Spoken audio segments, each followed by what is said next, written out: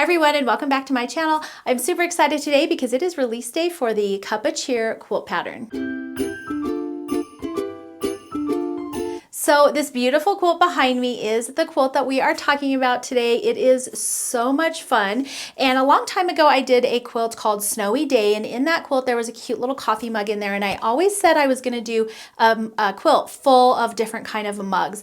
And so that is happening this year. And I am going to be sharing that with you today. We also have a cross stitch for this pattern as well, which is absolutely adorable. So I will be showing that on a little bit later as well. But let's go ahead and start off with the quilt pattern. You can get this in my store. It is available now in PDF and print size. So definitely head over and check it out if you like what you see today. So this quilt finishes at 67 by 85 if you use my outside borders. And keep in mind that you can always kind of adjust those outside borders on just about every quilt pattern, unless it's something really complicated that has to sort of fit together. You can always add or subtract some of those outer borders to make the quilt any size you like. For this quilt, I used some fun Christmas fabric by Sweetwater. I kind of mixed a few of their different lines together. So I have some blizzard fabric in there. I've also got some snow kissed, and I think I have a little bit of timber in there as well. All of that is listed in my pattern, and Carrie from Catching Stitches has kitted up this exact same quilt in her store. So if you like how I made mine, definitely head over. You can get the fabric kit from her. You do still have to get the pattern from me, from my store. And like I said, you can either get it in PDF or print, but she has the exact same kit that I used to make mine. And then in the pattern, I do my best to kind of show you which fabrics I'm using, and I have a full-scale mock-up of this pattern in there as well so that you can see which prints went where. Now, one thing that this quilt does have is a little bit of hand embroidery. Now, you can skip this part if you're not into that, but I think it really did add a little bit of an extra special touch to it, so I would encourage you to give it a try. And I think the easiest way to do that is to do it on the blocks before you put the quilt together. So I made all of the mug blocks as directed in the pattern, and then I traced the template included in the pattern on the top of the mug block. I just traced it with some friction erasable pen, and then I used some DMC embroidery floss to stitch the smoke on. Now, I think in the Snowy Day I used like a back stitch, so it looked like sort of one continuous line of smoke, but in this one I actually did the running stitch, so it sort of looks like a hand quilted stitch, and I thought that just was so cute. But there are instructions on how to do all of that in the pattern, and there are instructions on how to do it both ways, so you can pick and choose which you prefer.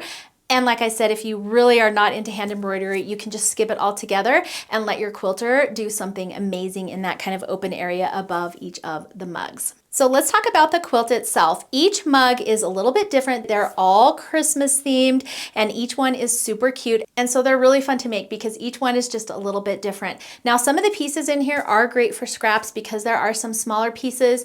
For the background, you could even do scrappy backgrounds and have each of your mugs be different. There's a lot of flexibility with this quilt. There are 12 mugs total. Like I said, each one is a different design. None of them are super complicated. They're all fairly easy, traditionally pieced. There's no applique. I would recommend that you do pre-starch your fabric or use some Mary Ellen's Best Press as you're going, because some of the pieces are a little bit smaller, just for the little designs on each mug.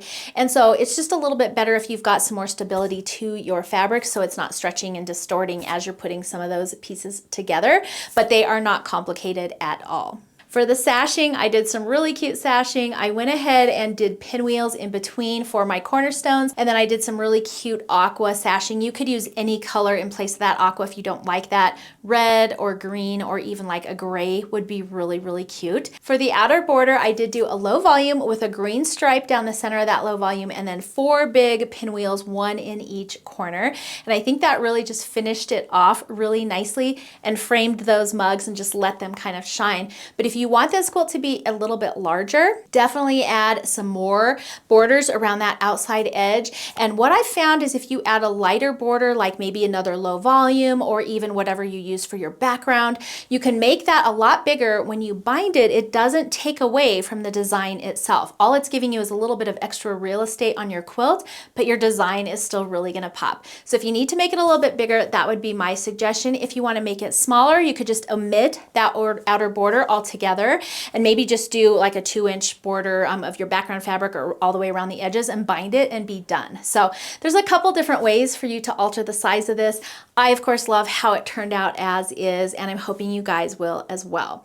For the quilting on this, I did a really fun quilt pattern. I think I used this on Franny's Tree Farm last year, but basically it's just swirls, and then they look like stars or snowflakes, and then some holly leaves. And I just kind of alternated those as I went on my long arm. My long arm is not the kind I can program something into, so I have to just sort of eyeball it and free motion it all on my own with using my hands. So it's a really fun design to do. I had a lot of fun doing it. Kind of keeps your interest going because you have 3 sort of different elements in there, and you can kind of mix and match and just have a lot of fun. For the outer low volume border on this, I used a blizzard print from Sweetwater. It's so cute. It's just got tiny little presents on it and some little dots, and it's just really sweet print.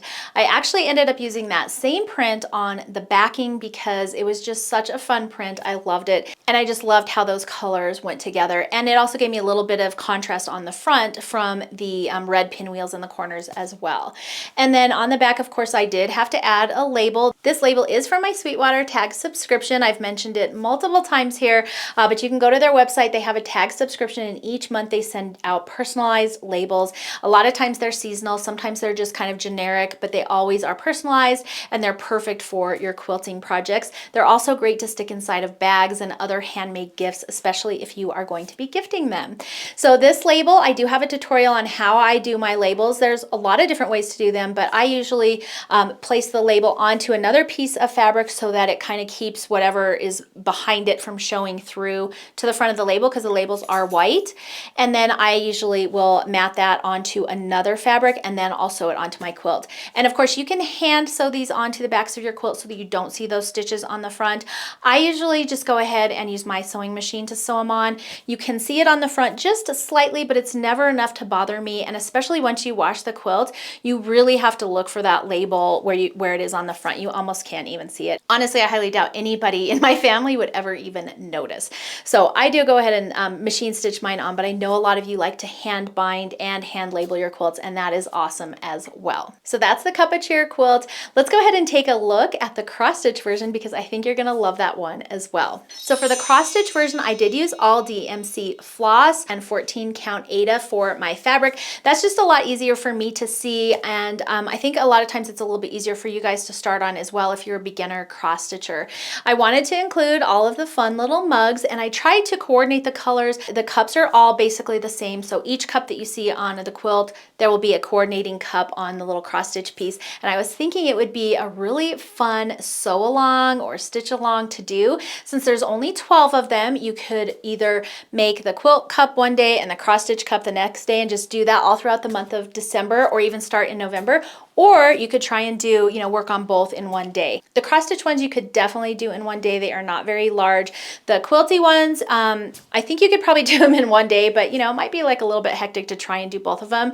So if you're gonna do both, I'd probably alternate days, but it would be so cute to be making the quilty one day and the stitchy one the next day. If you're stitching on the 14 count Aida, your finished piece will be about 5 by 6. So it's not a huge piece. It doesn't take a whole lot of time to do. Definitely doable as a sort of like little advent stitch along. And then if you wanted, you could also add some steam coming out of each mug as well. And those are just simple back stitches. And if it hasn't already released, I will have a video coming soon on how to do half stitches and back stitches, because I know a lot of the House of the Month pieces have asked for those. And I've had a lot of questions on how you do them. I think there are some other videos here on YouTube as well, but I will have that video coming soon. I'm going to be showing you how to finish mine here on YouTube, so stay tuned for that. I think I'm going to be using some of that little tiny white palm trim around the outside edge. I think that would be really cute. And then a coordinating fabric, probably some sort of a red gingham or a green gingham, something like that.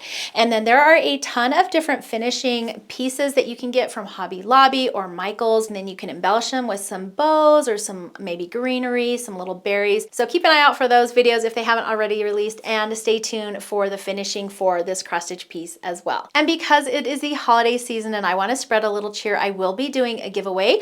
One will be for the quilty pattern and one will be for the stitchy pattern. So I'm giving away, picking 2 winners off of this video. So in order to win, I have a couple requirements. Number 1, make sure you are subscribed to my channel and like this video. So just hit that subscribe and like button.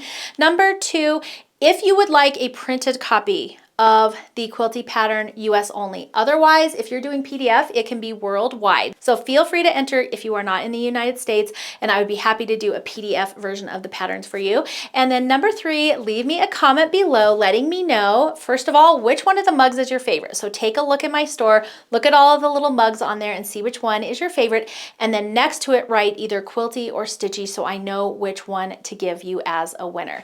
So that's going to be it for today's video. I hope you are going to enjoy our new quilt pattern. You all know that this is probably one of my favorites. It was so much fun to make, and I love doing a new holiday pattern every year. So that is it for the Cup of Cheer quilt and stitch pattern release. I hope you guys are going to enjoy them. They will both be available in my store at store.confessionsofahomeschooler.com. Thank you so much for joining me for today's video. I hope you enjoy these patterns and they brighten up your holiday season. Thanks for hanging out with me today, and I will see you next time.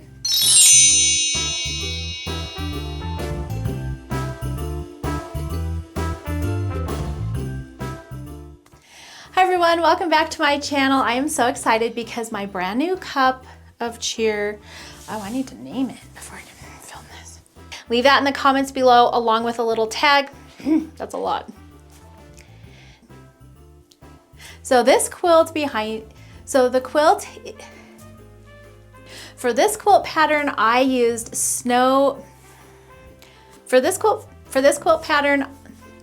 for this quilt pattern I used some fabric by Sweetwater. For this fabric, what size is it? 67 by 85. And like I said, you can get PDF or print for, you know. And then for the outer border, I did do a low volume with a green stripe. I have to look.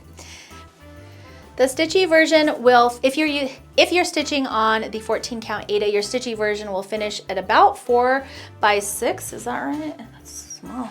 So that's it for the Cup of Cheer, Stitchy and Quilt. So that's it for the Cup of Cheer. Now I can't talk that one. Perfect. Okay, I just need you to hold it for like a few seconds. Can you get that other corner up, or is it too far? Yeah, good. Nice hold, dude. That's a great quilt hold. There's like a whole group of people who do like, you know, quilt hold videos, and that one is like stellar. So awesome, good job. Okay, hold on. Let me do like a quick pan of all of the blocks. I'm gonna run out of battery too, so.